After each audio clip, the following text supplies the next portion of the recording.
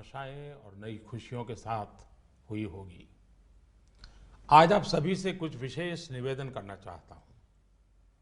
इस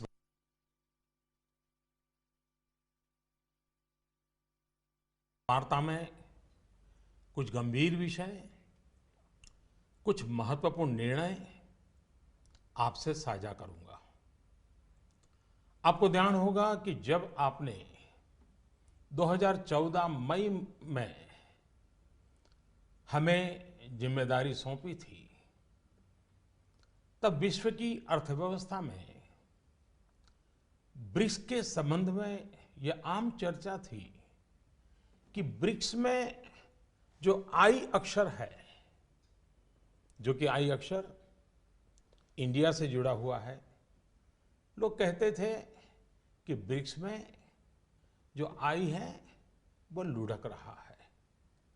लगातार 2 साल के देशव्यापी अकाल के बावजूद भी पिछले 2.5 वर्षों में आप सब 125 करोड़ देशवासियों के सहयोग से आज भारत ने ग्लोबल इकोनॉमी में एक ब्राइट स्पॉट अर्थात चमकता सितारा के रूप में अपनी उपस्थिति दर्ज कराई है। ऐसा नहीं है कि यह दावा हम कर रहे हैं, लेकिन यह आवाज इंटरनेशनल मॉनिटरी फंड IMF और वर्ल्ड बैंक से गूंज रही है। बहनों भाइयों, विकास की इस दौड़ में हमारा मूल मंत्र रहा है सबका साथ, सबका विकास। यह सरकार गरीबों को समर्पित है और समर्पित रहेगी। गरीबी के खिलाफ हमारी लड़ाई का मुख्य शस्त्र गरीबों का देश की अर्थव्यवस्था एवं संपन्नता में सक्रिय भागीदारी यानी गरीबों का सशक्तिकरण, गरीबों का एम्पावरमेंट।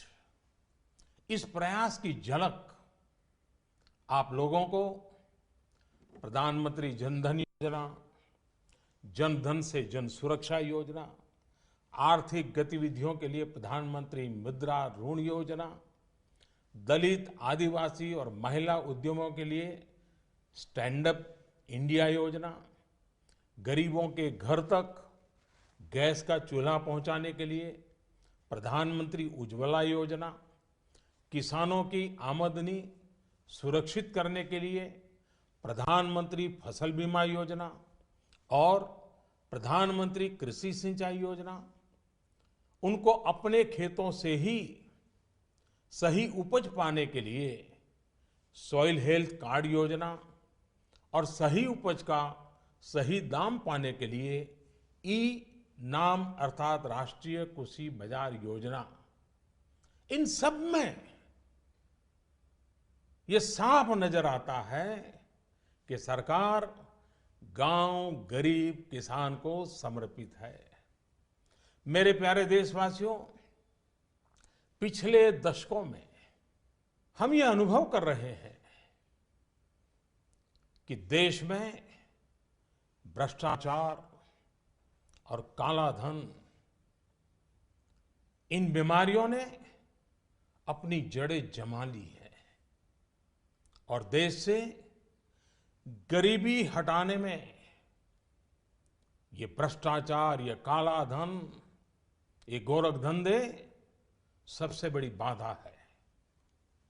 एक तरफ तो विश्व में हम आर्थिक गति में तेजी से बढ़ने वाले देशों में सबसे आगे हैं, दूसरी तरफ भ्रष्टाचार की ग्लोबल रैंकिंग में 2 साल पहले भारत करीब करीब 100वें नंबर पे था। डेढ़ वर्षों में अनेक कदम उठाए, ढेर सारे कदम उठाने के बावजूद भी अब हम 76वें नंबर पर पहुंच पाए। यह बात को दर्शाता का है कि भ्रष्टाचार का जाल कितने व्यापक रूप में देश में बिछा हुआ है। भ्रष्टाचार की बीमारी को कुछ वर्ग विशेष के लोगों ने अपने स्वार्थ के कारण फैला रखा है। गरीबों के हक को नजरअंदाज कर ये खुद फलते फूलते रहे हैं। कुछ लोगों ने पद का दुरुपयोग करते हुए इसका भरपूर फायदा उठाया। दूसरी तरफ ईमानदार लोगों ने इसके खिलाफ लड़ाई भी लड़ी है। देश के करोड़ों नागरिकों ने ईमानदारी को जी करके दिखाया है। हम प्रायः यह सुनते हैं कि गरीब एक ऑटो ड्राइवर अपनी गाड़ी में छूट गई सोने के आभूषण वाले बैग को उसके असली मालिक को कैसे ढूंढता है और लौटाता है।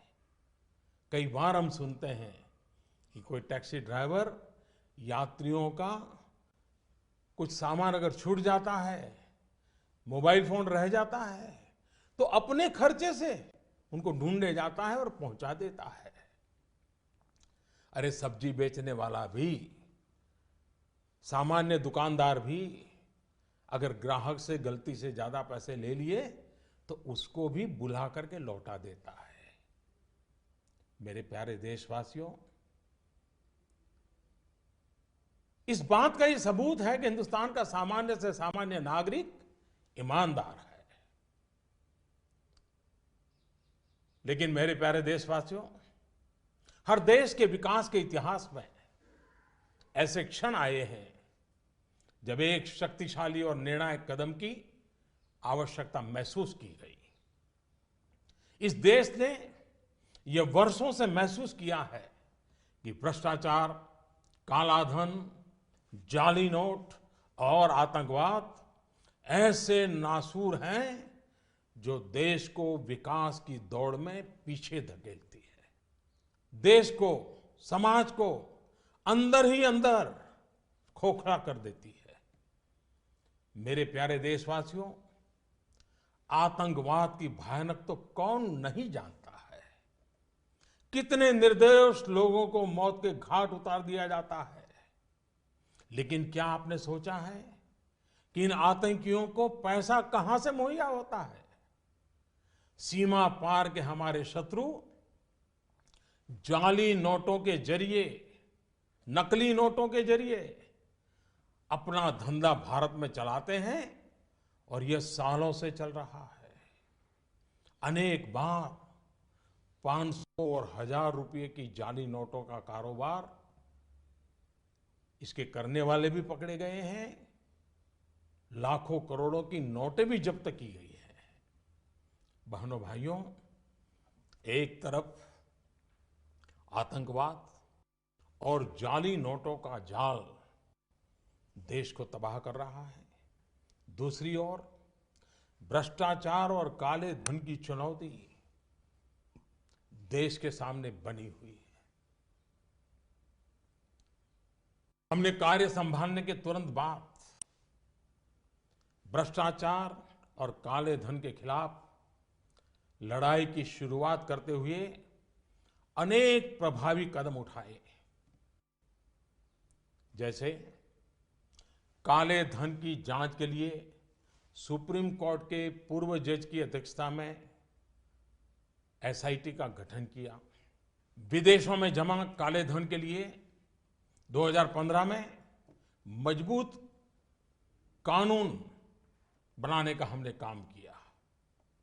काले धन को विदेशों से वापस लाने के लिए विभिन्न देशों के साथ टैक्स समझौतों में हमने परिवर्तन किया, नए समझौते किए।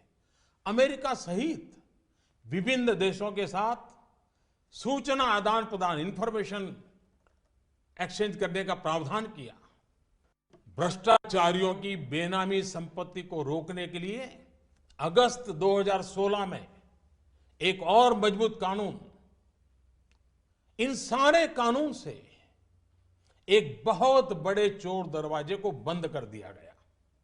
देश में अघोषित आय को पेनल्टी के साथ घोषित करने की योजना में काफी बड़ी मात्रा में अघोषित आय उजागर हुई।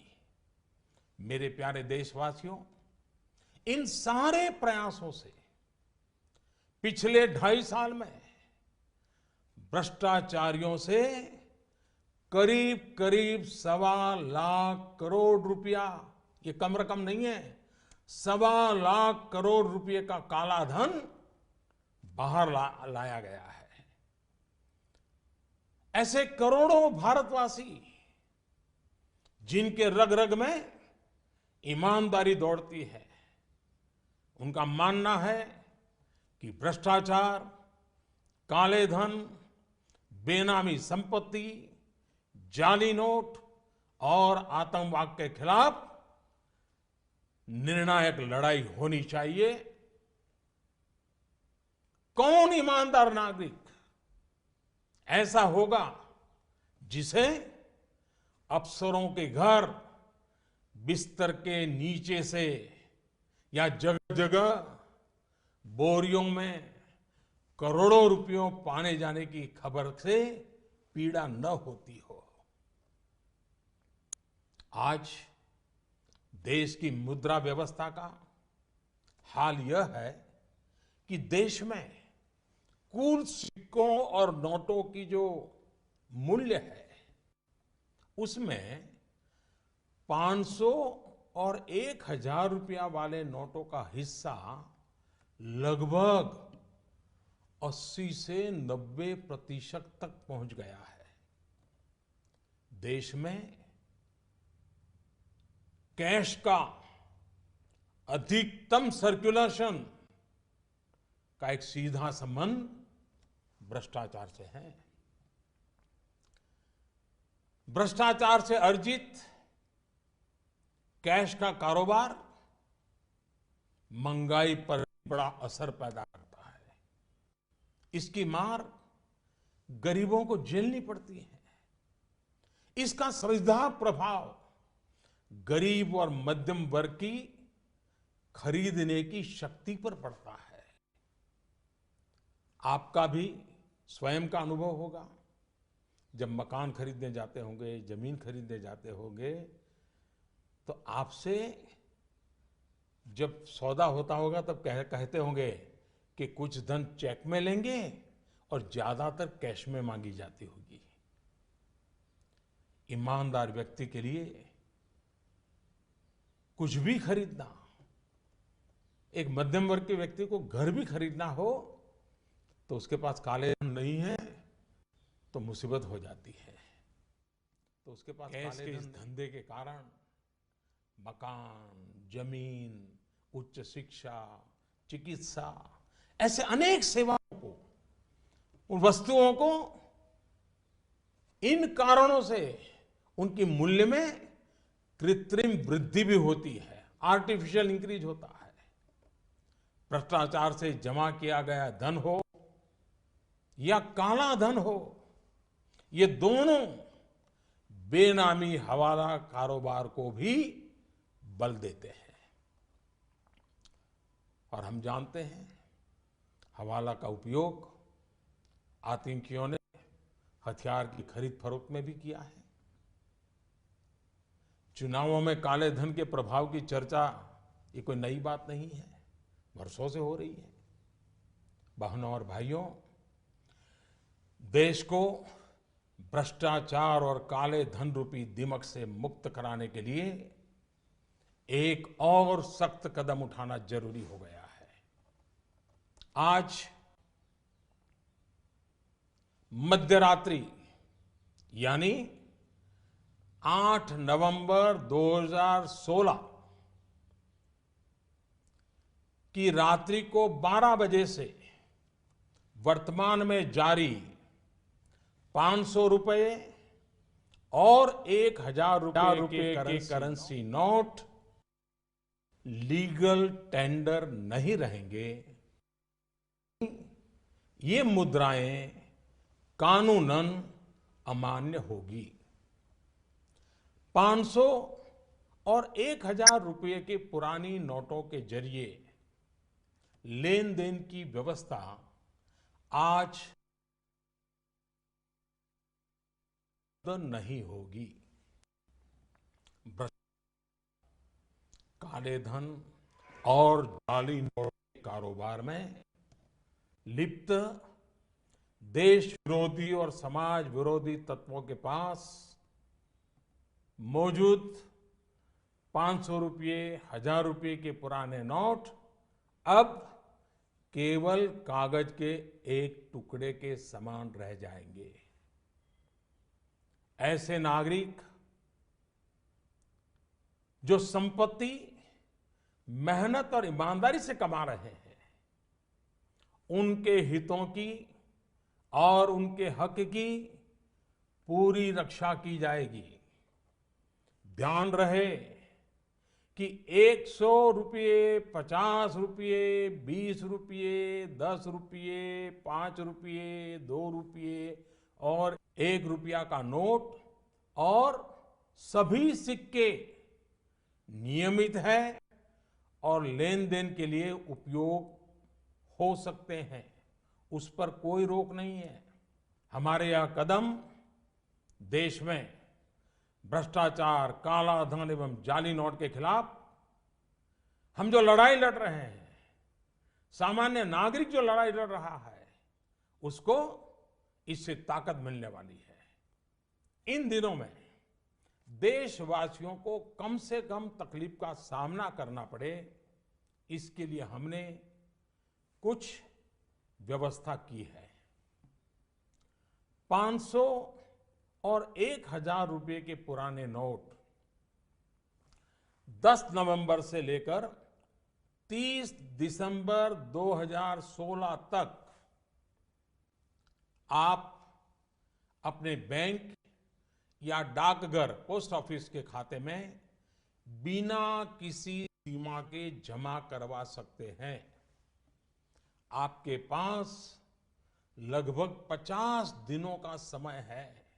अतः नोट जमा करने के लिए आपको अफरा तफरी करने की कोई आवश्यकता नहीं है। आपकी धनराशि आप ही की रहेगी। आपको कोई चिंता करने की जरूरत नहीं है। 500 रुपये या 1,000 रुपये के पुराने नोटों को खाते में डालकर आप अपनी जरूरत के अनुसार फिर से निकाल सकते हैं।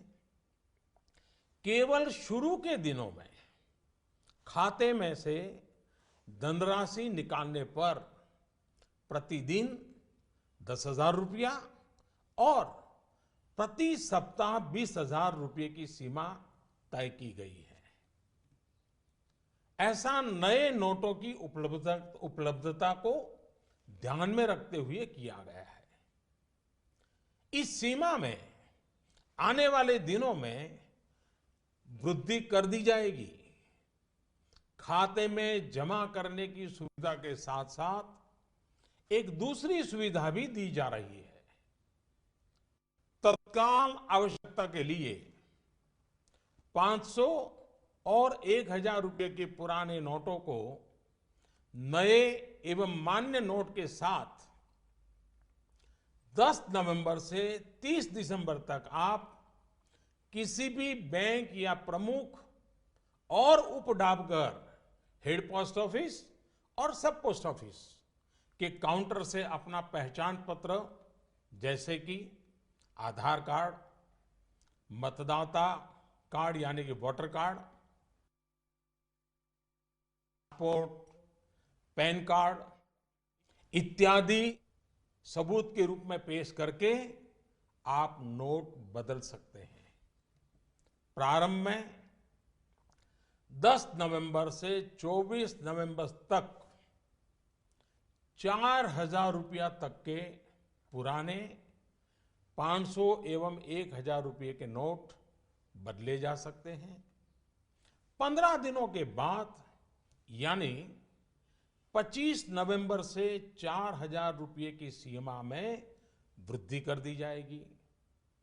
ऐसे लोग जो इस समय सीमा के अंदर अर्थात 30 दिसंबर 2016 तक पुराने नोट किसी कारणवश अगर जमा नहीं कर पाए, उनको 500 और 1000 रुपये के पुराने नोट बदलने का एक आखिरी अवसर भी दिया जाएगा। ऐसे लोग रिजर्व बैंक के निर्धारित ऑफिस में अपनी राशि एक घोषणा पत्र यानी डिक्लेरेशन फॉर्म के साथ 31 मार्च 2017 तक जमा करवा सकते हैं। 9 नवंबर और कुछ स्थानों में 10 नवंबर को भी एटीएम काम नहीं करेंगे। प्रारंभ में एटीएम से प्रति कार्ड प्रतिदिन निकाली जा सकने वाली राशि की सीमा 2000 रुपया रहेगी। फिर उसे कुछ अवधि के बाद बढ़ाकर वैसे तो 500 और 1000 रुपये के पुराने नोट आज रात्रि 12 बजे से कानूनी तौर पर खत्म हो जाएंगे, परंतु सामान्य जनजीवन की जरूरतों को ध्यान में रखते हुए मानवीय दृष्टिकोण से हमने इस प्रक्रिया में शुरू के 72 घंटों में यानी कि 72 आवर्स मतलब कि 11 नवंबर की रात्रि 12 बजे तक नागरिकों के लिए कुछ विशेष व्यवस्था की है। जैसे 11 नवंबर की रात्रि 12 बजे तक सभी सरकारी अस्पतालों में भुगतान के लिए पुराने 500 या 1000 रुपये के नोट स्वीकार किए जाएंगे। इससे वैसे परिवार जिनमें कोई बीमार है उन्हें उपचार में कोई बाधा ना आए। ऐसे में यदि दवाई की दुकान की व्यवस्था है, यदि दवाई की दुकान की व्यवस्था है तो डॉक्टर के दिए गए पर्चे पर 500 और 1000 के पुराने नोटों से दवा खरीदने की सुविधा भी 72 घंटे तक उपलब्ध रहेगी। ऐसे ही 11 नवंबर की रात्रि 12 बजे तक रेलवे के टिकट बुकिंग काउंट किया है जो इस समय यात्रा कर रहे होंगे। केंद्र अथवा राज्य सरकार द्वारा प्रमाणित कोऑपरेटिव की दिनचर्या की वस्तुओं की दुकान जैसे केंद्रीय भंडार, सफल और दुग्ध विक्रय केंद्र, मिल्क पाउडर, ऐसे स्थानों पर भी 11 नवंबर के नोट स्वीकार करने की छूट होगी। इस दौरान इन संस्थानों को प्रतिदिन अपने स्टॉक और बिक्री की सूचना रजिस्टर में रखनी होगी। सार्वजनिक क्षेत्र पब्लिक सेक्टर के पेट्रोल एवं CNG gas station, retail outlet जहां पर पेट्रोल, डीजल और सीएनजी गैस की बिक्री के लिए भी 11 नवंबर की रात 12 बजे तक पुराने 500 और 1000 रुपये के नोट स्वीकार करने की छूट होगी। इस दौरान प्रतिदिन अपने स्टॉक और बिक्री की सूचना रजिस्टर में रखनी होगी।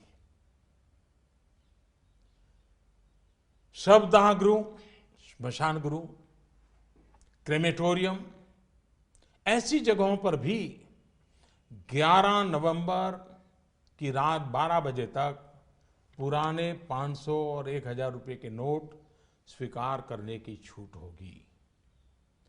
अंतर्राष्ट्रीय हवाई अड्डों पर विदेश से आ रहे, अब विदेश को जा रहे लोगों को अगर उनके पास पुराने 500 और 1000 के नोट है तो ऐसे नोटों की 5000 रुपया तक की राशि को नई एवं मान्य करेंसी नोटों से बदलने की सुविधा दी जाएगी। अंतर्राष्ट्रीय पर्यटकों को अंतर्राष्ट्रीय हवाई अड्डों पर विदेशी मुद्रा या 5000 रुपये तक के पुराने नोटों को नई एवं मान्य करेंसी नोटों से बदलने की सुविधा दी जाएगी।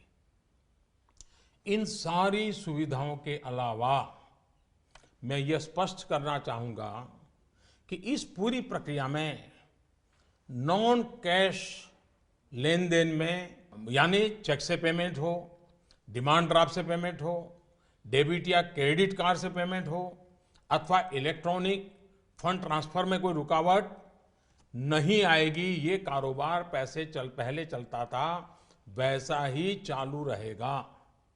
इन सारे इंतजाम के बावजूद हमारे ईमानदार देशवासियों को अगर तकलीफ का सामना करना पड़ा तो अनुभव यह बताता है कि इस देश का सामान्य नागरिक देश की भलाई के लिए त्याग करने और कठिनाई सहने के लिए कभी भी पीछे नहीं रहता है। जब मैं सुनता हूं कि कोई गरीब विधवा एलपीजी सब्सिडी छोड़ने में आगे आती है, यह त्याग एक रिटायर्ड स्कूल टीचर में भी पाया जाता है जब वो पेंशन से स्वच्छ भारत कोष में अपना योगदान देने को आगे आता है। जब हम ये सुनते हैं कि गरीब आदिवासी मां बकरी बेचकर शौचालय बनाने के लिए पैसे लगा देती है, एक फौजी अपने गांव को स्वच्छ गांव बनाने के लिए 57,000 रुपए का दान देने के लिए आगे आता है। मैंने तो यह देखा है कि देश के सामान्य नागरिक की एक ही तमन्ना है कि वह कुछ भी कर गुजरने को तैयार है, बस देश का कल्याण हो। अतः भ्रष्टाचार, काला धन, जाली नोट और आतंकवाद के खिलाफ जंग में हम लोग थोड़ी सी कठिनाई, वह भी कुछ दिनों के लिए, तो झेल ही सकते हैं। मेरा पूरा विश्वास है कि देश का प्रत्येक नागरिक भ्रष्टाचार के खिलाफ शुचिता के इस महायज्ञ में एकजुट होकर के, मिल करके खड़ा होगा। मेरे प्यारे देशवासियों, दिवाली के पर्व के बाद अब ईमानदारी के इस उत्सव में, प्रामाणिकता के इस पर्व में आप बढ़ चढ़ करके हाथ बटाएं। मेरा पूरा विश्वास है कि देश के सभी राजनीतिक दल, राजनीतिक कार्यकर्ता, सामाजिक एवं शैक्षणिक संस्थाएं, मीडिया, समाज के सभी वर्ग इस महान कार्य में सरकार से भी ज्यादा बढ़ चढ़ करके भाग लेंगे, सकारात्मक भूमिका अदा कराएंगे और इस पवित्र कार्य को सफल बना के ही रहेंगे। मेरे प्यारे देशवासियों, ये बातें जब सब मैं आपके सामने रख रहा हूं, इसी समय सरकार के अलग अलग विभागों को भी जानकारी हो रही है। बैंक हो, पोस्ट ऑफिस हो, रेलवे हो, अस्पताल हो, उनके अधिकारियों को भी इस विषय की इसके पहले कोई जानकारी नहीं मिली है। क्योंकि इस काम में गोपनीयता बहुत ही आवश्यक थी। ऐसी स्थिति में रिजर्व बैंक सभी बैंक्स और पोस्ट ऑफिस को कम समय में बहुत सारी व्यवस्था करनी उनके सामने है, बड़ा है। इस व्यवस्था में कुछ समय तो जाएगा, इसलिए रिजर्व बैंक ने यह फैसला लिया है कि 9 नवंबर को सभी बैंक पब्लिक कार्य के लिए बंद रहेंगे। नागरिकों को असुविधा होगी। मेरा पूरा भरोसा है कि बैंक और पोस्ट ऑफिस के काम करने वाले सभी साथी देश हित में इस पवित्र कार्यक्रम को सफलतापूर्वक परिपूर्ण करेंगे। भूतकाल में उन्होंने ये करके दिखाया है। मेरा जनता जनार्दन से इतना ही आग्रह है कि सभी नागरिक धैर्य रखते हुए सभी बैंक्स और पोस्ट ऑफिस के अधिकारियों को सहयोग करें। यही मेरी उनसे आग्रहपूर्वक विनती है। बहनों और भाइयों, समय समय पर मुद्रा व्यवस्था को ध्यान में रखकर रिजर्व बैंक केंद्र सरकार की सहमति से नए अधिक मूल्य के नोटों को सर्कुलेशन में लाता रहा है। 2014 में रिजर्व बैंक ने 5,000 और 10,000 रुपए के करेंसी नोट का प्रस्ताव सरकार को भेजा था, जिसे हमारी सरकार ने विचार विमर्श के बाद अस्वीकार कर दिया था। अब इस पूरी प्रक्रिया में रिजर्व बैंक द्वारा 2,000 रुपए के नए नोट के प्रस्ताव को स्वीकार किया गया है। पूरी तरह से नए तौर पर डिजाइन किए गए 500 रुपए और 2,000 रुपए के नए नोट, नए करेंसी नोट अब सर्कुलेशन में लाया जाएगा। रिजर्व बैंक अपने पिछले अनुभवों को ध्यान में रखते हुए करेंसी सर्कुलेशन में अधिक मूल्यों के नोटों का हिस्सा अब एक सीमा के अंदर ही रहे, इसके लिए रिजर्व बैंक आवश्यक प्रबंध करेगा। अंत में मेरे प्यारे देशवासियों, मैं यह दोहराना चाहता हूं कि किसी देश के इतिहास में ऐसे क्षण आते हैं जब हर व्यक्ति यह महसूस करता है कि उसे भी उस क्षण का हिस्सा बनना है, उसे भी राष्ट्रहित में, राष्ट्र निर्माण में अपना योगदान देना है। परंतु ऐसे क्षण हर किसी की जिंदगी में गिने चुने ही आते हैं। आज समय हमें फिर से एक अवसर दे रहा है। हर सामान्य नागरिक भ्रष्टाचार, काला धन, जाली नोट के खिलाफ इस महायज्ञ में, इस लड़ाई में अपना योगदान दे सकता है। बहनों और भाइयों, आपसे इस प्रक्रिया में जितना सहयोग मिलेगा, शुद्धिकरण उतना ही सफल होगा। देश के लिए यह चिंता का कारण था कि भ्रष्टाचार और काले धन को जीवन का एक सहज हिस्सा मान लिया गया था। यह सोच आज हमारे राजनीतिक, सामाजिक और प्रशासनिक जीवन को दीमक की तरह खाए जा रहा है। शासन व्यवस्था का कोई भी अंग इस दीमक से अछूता नहीं है। समय समय पर हमने देखा है कि भारत के सामान्य जनमानस को अगर भ्रष्टाचार और कुछ दिनों की असुविधा में से एक को चुनना हो तो बेहिचक, मैं कहता हूं बेहिचक, मेरे देश का ईमानदार नागरिक असुविधा को तो चुनेगा, लेकिन भ्रष्टाचार को कदापि नहीं चुनेगा। आपसे मैं फिर एक बार आह्वान करता हूं कि आइए, जैसे आपने दिवाली के पर्व में अपने घर और आस पड़ोस की सफाई की, वैसे ही सफाई के काम को आगे बढ़ाते हुए हम इस महायज्ञ में अपनी भी कुछ आहुति डालकर इसे सफल बनाएं। इतने बड़े देश में इतनी बड़ी सफाई के महापर्व में असुविधा को ध्यान में न रखते हुए आइए सभी शुचिता की दिवाली मनाएं। पूरे विश्व को भारत की इस ईमानदारी का उत्सव दिखाएं।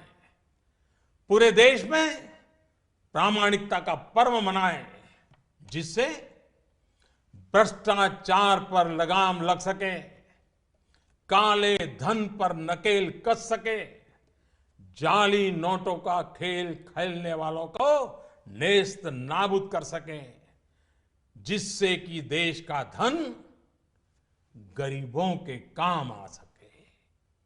हर ईमानदार नागरिक को देश की संपन्नता में उसकी उचित हिस्सेदारी मिल सके। आने वाली पीढ़ी गर्व से अपना जीवन जी सके। मैं आप सबके सहयोग के लिए पूरे विश्वास के साथ 125 करोड़ देशवासियों की मदद से भ्रष्टाचार के खिलाफ इस लड़ाई को और आगे ले जाना चाहता हूं। मुझे विश्वास है आपका साथ, आपका सहयोग हमारी आने वाली पीढ़ियों के लिए प्रेरक बनेगा। मैं फिर एक बार आपका हृदय से बहुत बहुत आभार व्यक्त करता हूं। भारत माता की जय। मेरे प्यारे देशवासियों, I hope you ended the festive season of Diwali with joy and new hope. Today, I'll be speaking to you about some critical issues and important decisions. Today, I want to make a special request to all of you. You may recall that economic situation in May 2014, when you entrusted us with an honors responsibility. In the context of BRICS, it was being said that the eye in BRICS was shaky. Since then, we had 2 years of a severe drought. Yet, in the last 2.5 years, with the support of 125 crore Indians, India has become the bright spot in the global economy. It is not just we who are saying this. It is being stated by the International Monetary Fund and the World Bank. In this effort for development, our motto has been Sabka Saath, Sabka Vikas.